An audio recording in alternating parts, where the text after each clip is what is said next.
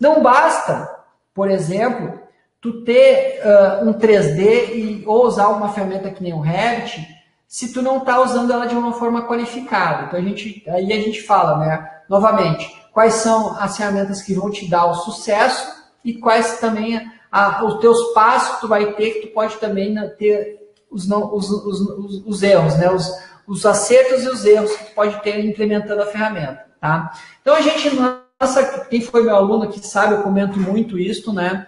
Que é importante, né, a gente não só apenas modelar a parede, quando a gente estiver trabalhando a parede dentro de uma ferramenta como essa, né?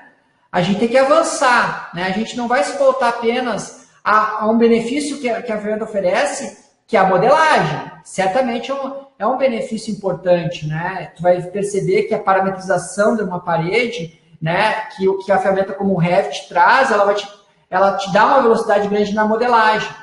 Mas não basta tu modelar a parede, é importante também tu avançar um pouco mais e também definir qual vai ser a composição construtiva da parede, né? Então, isso tem muitas traduções do BIM, uma que eu gosto muito é a questão que a gente chama, né, que tem lá traduções, que é a modelagem da informação da construção. Então, você me pergunta, qual é a forma correta de modelar uma parede?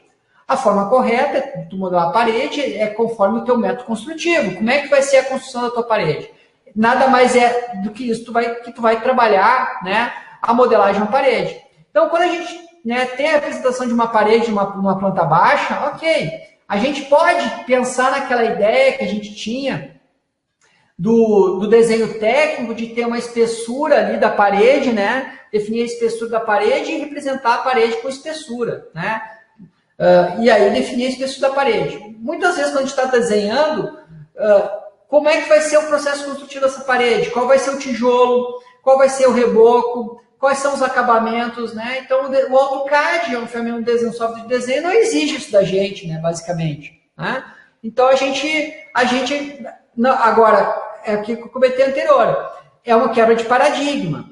Né? Então, eu vou criar a parede, mas ela vai me exigir muito mais agora. Ela é fácil de modelar, mas é interessante que eu continue qualificando, por exemplo, as informações da minha parede, tá?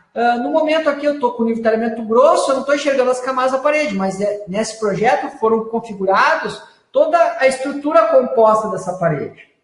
E é importante que se faça isso, porque aí tu vai ter muito mais informações muito mais qualificadas. É o exemplo que eu comentei, né? Tu vai largar um desenho técnico para um orçamentista, ele vai ter que interpretar a informação e jogar isso numa planilha. Por que não usar a ferramenta também para extrair essa informação de uma forma quantitativa também? Para que tu consiga ter um detalhamento fino da tua orçamentação, é interessante tu trabalhar a estrutura composta, mas não só no contexto da orçamentação. Se a gente pensar aqui na questão da estrutura composta de uma parede, a gente define na estrutura de composta de uma parede 2 tópicos importantes aqui.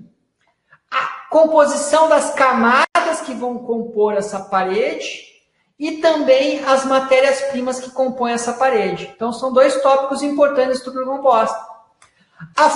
Dentro das camadas, tu vai definir o quê? A função e a espessura de cada camada. A espessura do tijolo, a espessura do reboco, né? É importante definir isso. Tá? Nos materiais, numa estrutura composta de uma parede, tu vai definir o quê? O nome do material, a descrição. Tu pode definir nos materiais a materialidade.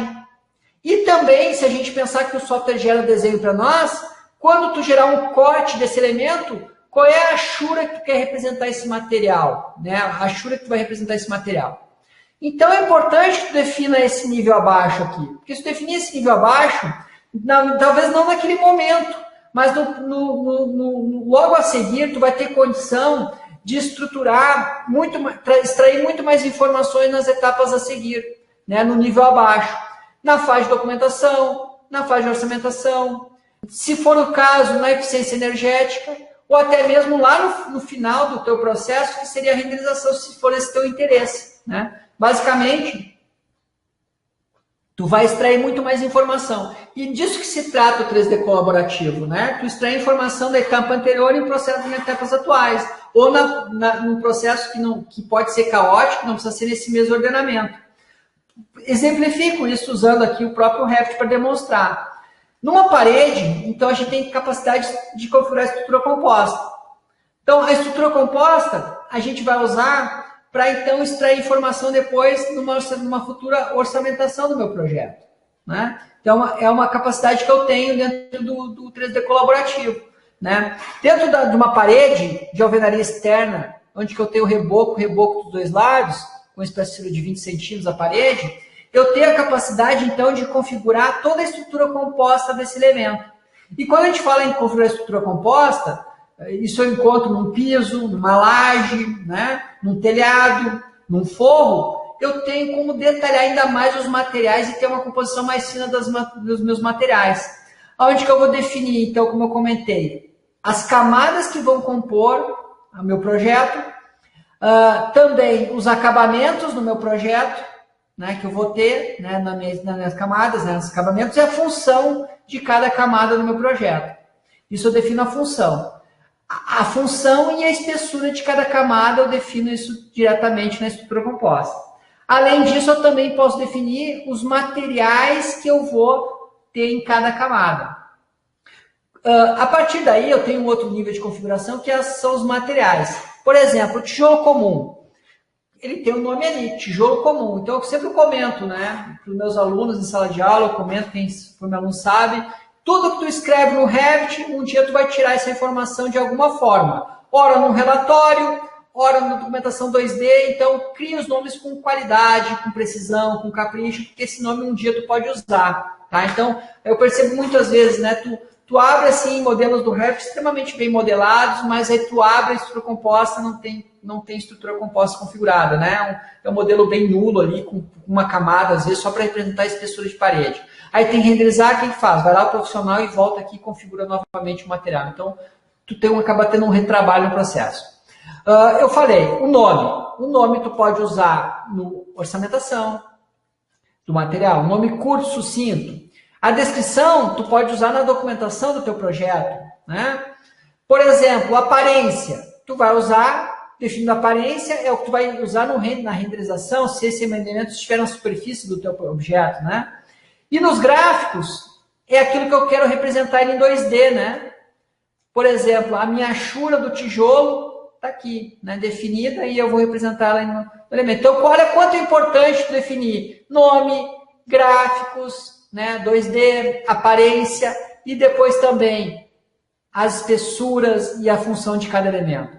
Eu vou conseguir extrair as informações de uma forma muito mais transparente, objetiva e clara, detalhando isso. Por exemplo, ferramentas como o Revit vão te dar a condição de auxiliar o orçamentista, né, e te dar a condição de ter um detalhamento muito mais de materiais. Então, por exemplo, a quantitativo de matéria-prima das minhas alvenarias. Eu posso criar um relatório, deixar esse relatório criado no meu template, passo a projetar e passo a já quantificar para mim os volumes. Tanto área, como também volume de matéria-prima daqueles meus objetos, né? E qual é o nome que eu vou usar, que eu posso usar no meu relatório? O nome que eu configurei no nome do material. Tá lá. Então, eu tenho lá os materiais já pré-definidos a partir do nome. Então, um exemplo de onde eu posso tirar o nome do meu projeto. Outro exemplo, a descrição. Desenho técnico, né? A gente não vai precisar mais escrever, né? Então, o Revit eu tenho funções aqui, uma delas são os tagueamentos, que me dá a condição, por exemplo, de ele me quantificar o tag de materiais dos meus elementos. Da onde está vindo esse valor?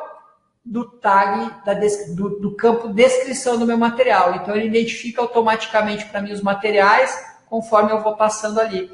Então, eu não vou precisar mais no meu desenho técnico, por exemplo, escrever o nome do material, né? Eu consigo representar de uma forma tranquila a partir do campo descrição. E assim por diante, né? Então, a gente consegue extrair muito mais informações do meu projeto a partir, né, desse 3D colaborativo. Tá? Basicamente isso.